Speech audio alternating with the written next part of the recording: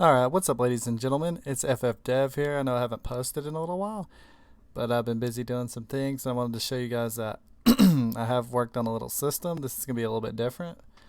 This doesn't, sorry, got a little bit of a cold or something going on, or allergies, I think.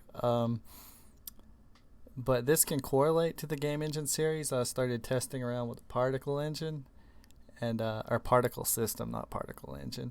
And I didn't want to directly just start implementing it into the game engine, making things more complicated because I wanted it to be pretty good. So like to make things easier for debugging, I built it as its own solution. And as you can see, we can have lots and lots of particles on the screen. And of course, this is in release mode.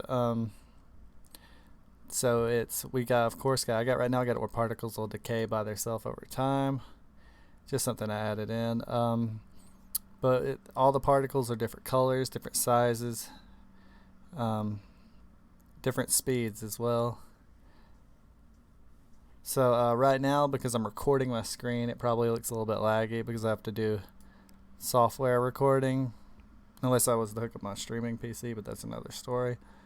But I can honestly get about, it's not the most optimized, but I can get over 10,000 when I'm not recording, over 10,000 particles on the screen without having any significant frame loss. So I think that this should be good enough for our 2D game engine, blood splatters, shotguns, gun effects, whatever you want fires.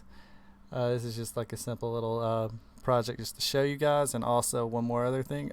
I'm going to have a link in the Discord so you guys can join. Like, need some more tech people in there to talk to, people who know about programming, where you can share ideas, give me input.